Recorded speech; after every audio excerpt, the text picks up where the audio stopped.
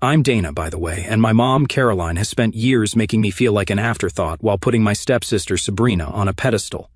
Now, don't get me wrong, Sabrina isn't a bad person, she's just oblivious. She's the perfect daughter in Mom's eyes. She's got the looks, the charm, and the ability to show up at events in designer clothes and act like she's saving the world. Meanwhile, I'm the one who's actually doing the work. I'm in the office late at night, managing the logistics and finances for the nonprofit, while Sabrina gets all the credit for representing the mission. The nonprofit is supposed to be about empowering women and creating opportunities for those who need them the most. On the surface, it's all shiny and impressive, gala donor dinners, check presentations, but I've always felt like it's less about helping people, and more about giving Mom an excuse to rub elbows with wealthy socialites. Still, I thought at least some of the money must be going to good causes, right? Oh, I was dead wrong. It all started with me working late one night, like usual. I was going over the quarterly budget, double-checking some numbers for a report. That's when I noticed it, this massive expense marked as administrative costs. It didn't make sense. I mean, I know events can be expensive, but this number was ridiculous. We're talking tens of thousands of dollars that didn't seem to match up with anything I'd seen before. At first, I thought it was a mistake. Maybe someone had mislabeled a donation or misfiled an expense. It happens. But the more I looked into it, the weirder it got. There were charges for luxury vacations, high-end jewelry, private jets, things that had absolutely nothing to do with the nonprofit's mission. I kept digging, and that's when I saw his name, Jared. Jared is Sabrina's boyfriend, a guy I've never trusted. He's slick, always dressed like he's walking into a GQ photo shoot, and somehow manages to worm his way into every conversation at family events. He's one of those guys who talks a lot without actually saying anything, you know the type. Anyway, turns out Jared wasn't just Sabrina's boyfriend, he was also siphoning money out of the nonprofit's accounts. That's right, Jared was using donor money to fund his ridiculous lifestyle. He'd set up fake invoices and business accounts to make it look legitimate, but the transactions were clearly personal. We're talking luxury cars, a penthouse apartment, and even a massive chunk of change funneled into his failing tech startup. And here's the part that really made my stomach turn, my mom was signing off on all of it. At this point, I was furious. I mean, I've always known my mom favors Sabrina. It's been that way for as long as I can remember. Growing up, Sabrina could do no wrong. If she got a participation ribbon at school, Mom acted like she just won a Nobel Prize. Meanwhile, I could be pulling straight A's and it was just expected. But this wasn't just favoritism, this was theft. And not just theft, it was theft from people who genuinely needed help. I couldn't believe what I was seeing. I sat there for hours, going through every file, every transaction, every document I could find. The deeper I dug, the worse it got. Jared had been on the payroll for consulting services, even though he didn't do anything. Mom had approved countless fake expenses under his name, and the money wasn't going anywhere near the programs we were supposed to be funding. By the time I closed my laptop, I felt like I didn't even know who my mom was anymore. It wasn't just about the money, it was about the sheer audacity of it all. She wasn't just complicit, she was orchestrating the whole thing. And Sabrina? At first, I thought she had to be in on it. I mean, how could she not know? But the more I thought about it, the more I realized that Jared was probably using her too. She was just a convenient cover, a way to make it all look legitimate. And then, as if the universe wanted to twist the knife even deeper, Mom announced the gala. She called a family dinner to make the big reveal, gushing about how proud she was of Sabrina and how the event would celebrate her contributions. I just sat there staring at her, wondering if she even remembered I existed. Sabrina's contributions? What contributions? Sabrina doesn't even know how the nonprofit operates. Her contribution is showing up at events in a designer dress and smiling for the cameras. Meanwhile, I'm the one handling the spreadsheets, writing the grant proposals, and making sure the lights stay on. But apparently, none of that matters. I wanted to scream. I wanted to stand up right there at the dinner table and tell everyone what I'd found. But I didn't, not yet. Instead, I forced a smile and pretended to be happy for Sabrina. I needed more time to figure out what to do next. I wasn't just going to let this slide. If Mom wanted to throw Sabrina a party and pretend I didn't exist, fine. But I wasn't going to sit there quietly and watch her get away with this. The thing is, after uncovering the mess Mom and Jared had made of the nonprofit, I knew I couldn't handle this on my own. The scale of what they were doing was way beyond anything I'd ever dealt with. Sure, I'd managed budgets and tracked finances for years, but this wasn't just some misplaced decimal point or a questionable purchase. This was full-blown fraud. The first person I thought to tell was Eric, my coworker. Eric's been working with me at the nonprofit for a few years, mostly in grant writing and program management, but he's also one of the few people I trust completely. He's sharp, no nonsense, and not afraid to call things out when they're wrong. If anyone could help me make sense of this, it was him. I caught him in his office the next morning. "Got a minute?" I asked, shutting the door behind me. "Sure," he said, looking up from his laptop. "You look stressed." "That's putting it lightly," I said, dropping a thick folder onto his desk. "You're not going to believe this." Eric started flipping through the papers, his eyebrows furrowing with every page. By the time he got to the end, he looked up at me with this incredulous expression. "Dana, this isn't just sketchy, this is criminal." "Exactly," I said, "and it gets worse. Those accounts? They're all tied to Jared." Eric leaned back in his chair, letting out a low whistle. "Of course they are. That guy gives me bad vibes every time he shows up here. And you're saying your mom's approving all this?" "Every single transaction," I said. "Her signature's on everything." Eric shook his head. "This isn't just turning a blind eye. She's actively helping him. She's part of it."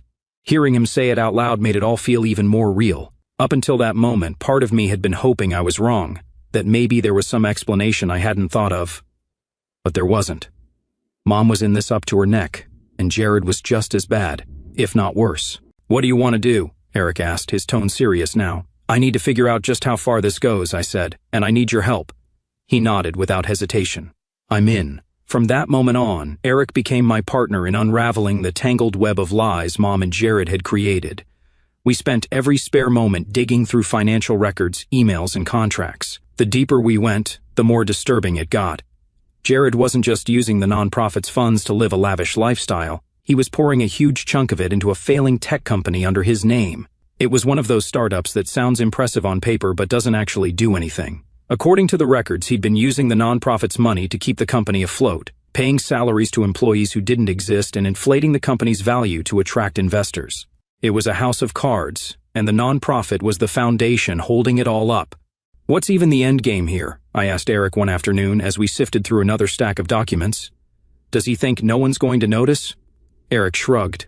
"Guys like Jared never think they're going to get caught. They rely on people not paying attention, and honestly, most people wouldn't. If you weren't handling the finances, this probably would have gone unnoticed for years." He wasn't wrong. The nonprofit's financials were complicated, and most of the board members didn't have the time or the expertise to dig into the details. Mom had surrounded herself with people who trusted her completely, and she used that trust to get away with everything. By the end of the week, Eric and I had pieced together a pretty damning case.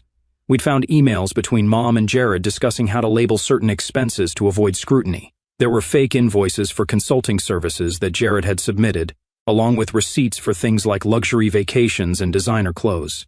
And then there was the money going to his tech company, a massive amount that was impossible to justify. "This guy is a fraud," Eric said as we stared at the spreadsheet on his laptop. "And your mom is his accomplice. They've been working this scam for years." Hearing it laid out so plainly made my stomach turn.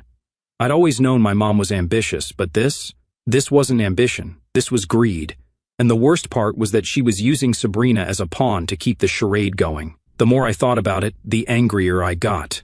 Sabrina was being used as the face of the nonprofit, the golden child who gave everything credibility. Jared was dating her for the same reason. She was a shield, someone they could point to whenever anyone asked questions. "Sabrina has no idea, does she?" Eric asked. "None," I said. "She probably thinks Jared's a great guy and that Mom's just trying to help him get his company off the ground." Eric shook his head. "That poor girl. She's going to be devastated when she finds out." I didn't have the heart to tell him that Sabrina and I weren't exactly close. We'd grown up in the same house, but we might as well have been strangers. Mom had always pitted us against each other, and Sabrina had bought into it completely. She didn't see me as a sister, she saw me as competition. But even so, she didn't deserve this. Nobody did. As Eric and I worked late into the night, I couldn't help but wonder how far Mom and Jared were willing to go. Were they planning to expand their scheme? Would they drag the entire nonprofit down with them if it meant keeping their lavish lifestyle intact? I didn't have the answers yet, but I knew one thing for sure: I wasn't going to let them get away with it. By the time we wrapped up for the night, we had enough evidence to blow the whole thing wide open. But I wasn't ready to go public just yet. I needed to figure out the right time and place to confront them, and I needed to make sure I had backup when I did. "What's the plan?" Eric asked as we packed up our things. I thought about the gala Mom was planning, the event where she planned to honor Sabrina and pretend everything was perfect. It was going to be full of donors, board members, and press, all the people who'd been funding the nonprofit without knowing where their money was really going. "The gala," I said. "That's when we do it." Eric raised an eyebrow. "You sure?" Absolutely, I said. If Mom wants to play favorites, fine. But she's not going to like how this plays out. As I walked out of the office that night, I felt a mix of anger, determination, and something else, maybe a little hope. For the first time in years, I felt like I had the upper hand. Mom and Jared thought they were untouchable, but they were about to find out just how wrong they were. The week of the gala, everything felt tenser than usual. Mom was buzzing with excitement, going full-on control freak over the smallest details. Invitations had been sent out to every influential donor, politician, and business person she could think of. It wasn't just about celebrating Sabrina. It was about showing off the nonprofit's power and reach. To her, this event was a chance to secure even more clout. I was doing my best to keep my head down, pretending I wasn't onto her and Jared's scheme. Every time I saw her, I had to fight the urge to throw the evidence in her face, but I knew I had to play it cool. If she got even a whiff of what I was planning, she'd shut it all down before I could expose her. Then, out of nowhere, Sabrina called me. That alone was weird. We're not exactly close, and she's not the kind of person to just check in. "Hey Dana," she said, her voice quieter than usual. "Do you have a second?" "Sure," I said, trying to keep my tone neutral. "What's up?" There was a pause, and for a moment, I thought she might back out of whatever she wanted to say. Then she sighed. "I don't know, something feels off." This caught me off guard. Sabrina's never been one to question anything, especially when it comes to Mom or Jared. She's always played the role of the golden child perfectly, smiling through every event, parroting whatever Mom wanted her to say. "What do you mean?" I asked, genuinely curious. "Jared's been acting weird," she said, distant, distracted, and Mom's been all over him about some big announcement they're planning for the gala. Every time I ask about it, they brush me off. I feel like I'm missing something. I had to physically stop myself from blurting out the truth right then and there. Instead, I took a deep breath and said, "Trust your gut. If something feels wrong, it probably is." She let out another sigh. "Yeah, I guess. I don't know. Do you think Jared might be hiding something?" "Oh, Sabrina, if only you knew." "I think it's worth paying attention to," I said carefully. "You know, asking questions, seeing how they react. If Jared's acting different, there's probably a reason." She was quiet for a moment. "You're right. Thanks, Dana." When she hung up, I just sat there staring at my phone. For the first time, I felt like Sabrina might not be as complicit as I'd thought. Maybe she really was just a pawn in their game. But that didn't make her any less of a problem. Whether she knew it or not, she was the face of their entire operation, the shiny distraction they used to keep everyone from looking too closely. The next few days were a whirlwind of activity as everyone prepared for the gala.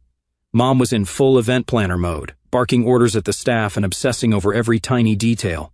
Sabrina, on the other hand, seemed different. She wasn't her usual confident, carefree self. She looked distracted, like she had something on her mind. At one point, I caught her staring at Jared during a planning meeting. He was busy schmoozing with a donor, his charm dialed up to 11, as always. But Sabrina wasn't smiling. She looked almost suspicious. Later that afternoon, she cornered me in the break room. "Have you noticed anything weird about Jared lately?" she asked. I played dumb. "Like what?" "I don't know," she said, frowning. "He's been spending a lot of time on his phone, taking calls in private, and every time I ask what he's up to, he gets defensive." I shrugged. "Maybe he's just stressed. The gala is a big deal." She didn't look convinced. "Maybe. But it's not just him. Mom's been acting weird too. She's been pushing me to rehearse this speech for the gala, but she won't tell me what it's about. She just keeps saying it'll be a big moment." My stomach churned. I had no doubt that big moment was going to involve some kind of announcement to legitimize their scheme. They were probably planning to use Sabrina to pitch their fake projects to the donors, making her the face of the scam without her even realizing it. "Have you tried asking Mom directly?" I said, keeping my voice as neutral as possible. Sabrina rolled her eyes. "You know how she is. Everything has to be a surprise and she gets all defensive if I push too hard. But I don't like it, Dana. Something about this doesn't feel right." For the first time, I saw a crack in Sabrina's perfect facade. She wasn't just the golden child anymore. She was starting to question things. "Look," I said, "if you're feeling uneasy, trust yourself. Keep your eyes open and don't let anyone pressure you into doing something you're not comfortable with." She gave me a small nod. "Yeah, thanks." Over the next couple of days, I noticed Sabrina pulling away from Jared and Mom more and more. She wasn't as enthusiastic about the gala, and she started skipping planning meetings, which didn't go unnoticed. Mom was fuming, complaining to anyone who would listen about how ungrateful Sabrina was being. "She doesn't understand how important this is," Mom said during one particularly loud rant in her office. "After everything I've done for her, you'd think she'd have a little appreciation." I stayed quiet, knowing anything I said would just make things worse. But inside, I was glad Sabrina was finally starting to see through them. The night before the gala, Sabrina called me again. "I've been thinking about what you said," she said, "and I think you're right. Something's not adding up." "What are you going to do?" I asked. "I don't know yet," she admitted, "but I'm not going to just go along with whatever Mom and Jared are planning. If they won't tell me the truth, I'll figure it out myself." For the first time, I felt a glimmer of hope. Maybe Sabrina wasn't as trapped as I'd thought. Maybe she could help me bring the whole thing down.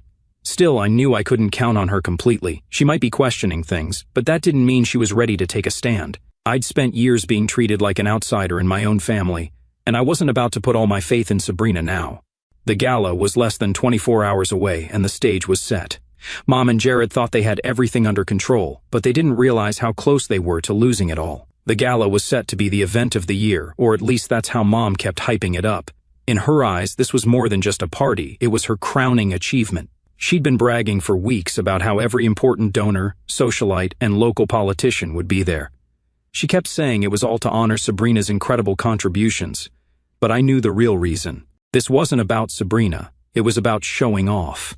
When I arrived, the venue looked like something out of a movie. The entire place was dripping with excess, sparkling chandeliers, gold-trimmed everything, and centerpieces that probably cost more than my rent. A massive screen was set up on stage, running a slideshow of Sabrina's pictures, her at charity events, her smiling at galas, her posing with donors. It was like a shrine to her, curated to perfection by Mom. The room was packed. People were milling around in expensive outfits, sipping on sparkling drinks and congratulating each other on how charitable they were. It was the kind of crowd that loves to feel good about giving back without ever getting their hands dirty. I spotted Jared almost immediately, laughing with a group of donors like he didn't have a care in the world. Sabrina was by his side, looking as radiant as ever, but there was something different about her tonight. Her usual confidence seemed forced, like she was trying too hard to play the role Mom had assigned her. As I walked through the crowd, I kept my head down, avoiding small talk. I wasn't here to mingle, I was here to end this charade. The evidence Eric and I had gathered was burning a hole in my bag, and I was just waiting for the right moment to blow everything up. About halfway through the evening, the lights dimmed, and Mom took the stage. She was glowing, practically basking in the spotlight as she thanked everyone for coming. "Tonight is a very special night," she began, her voice dripping with pride. "We're here to celebrate the incredible contributions of my only daughter, Sabrina." Her words hung in the air, and for a moment it felt like time stopped. "Only daughter?" I muttered to myself. My blood boiled as the applause erupted around the room. Mom continued, gushing about Sabrina's dedication and how she was the heart and soul of the organization. She made it sound like Sabrina was single-handedly saving the world. I couldn't sit there and let her get away with it. Not this time. I stood up and walked to the center of the room, my heart pounding in my chest.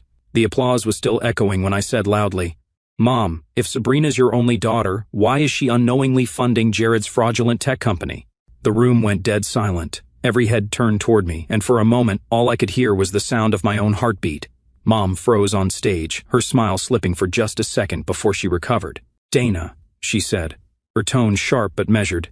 "This isn't the time or place for—" "Oh, I think it's the perfect time," I interrupted, my voice steady. "Everyone here deserves to know how their donations are being spent." The moment the words left my mouth, the room practically exploded. Gasps and murmurs rippled through the crowd as everyone tried to make sense of what I'd just said.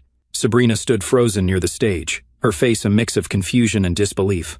"What is she talking about?" she asked, her voice shaky but loud enough to cut through the noise. Mom, ever the master manipulator, plastered on her tight, strained smile. "Dana," she said, her tone dripping with fake calm, "let's not ruin this beautiful night with your misunderstandings." Misunderstandings?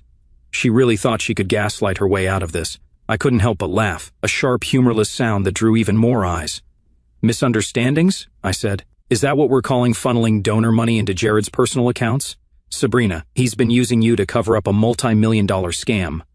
All eyes turned to Sabrina, who looked like she was about to collapse. She whipped around to face Jared, her voice trembling as she asked, "Tell me she's lying." Jared froze like a deer in headlights. "She doesn't know what she's saying," he stammered, trying and failing to keep his cool.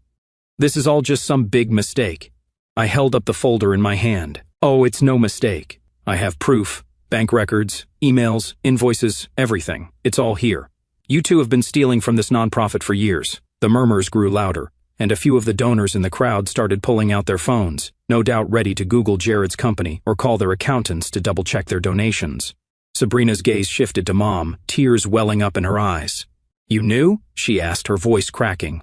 Mom, who was finally starting to show cracks in her armor, raised a hand like she was trying to calm her down. Darling, it's complicated, she began, her tone soft, almost pleading.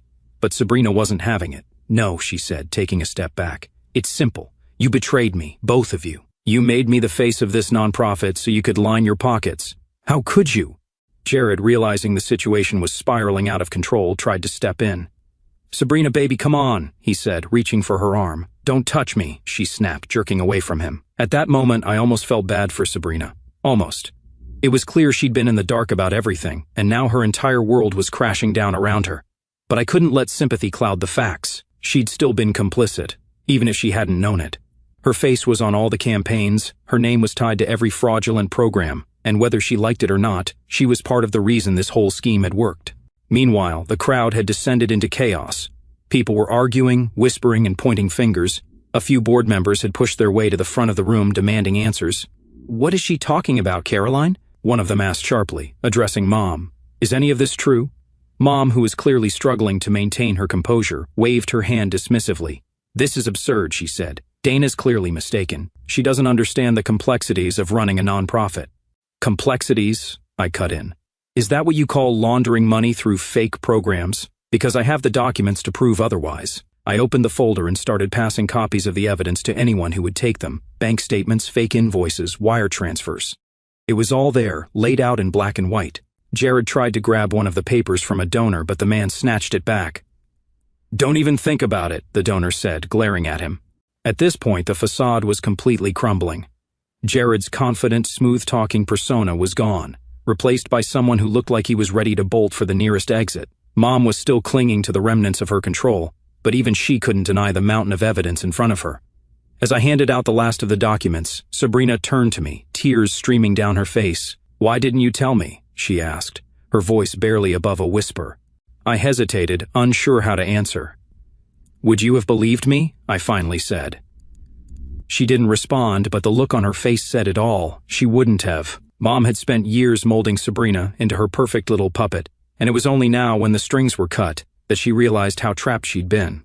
The chaos hit its peak when one of the donors pulled out their phone and started dialing.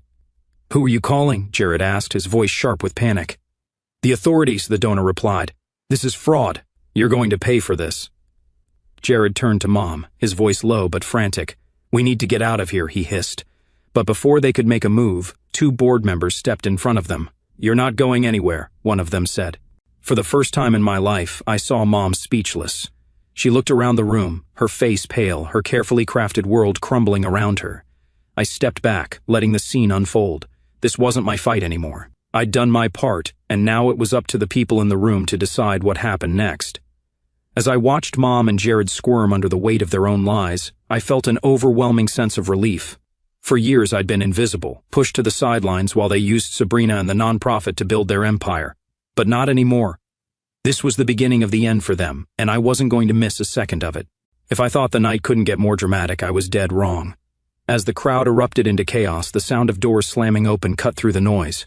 A loud, commanding voice followed. FBI, everyone, remain where you are. The room froze. It was like someone hit pause on the pandemonium.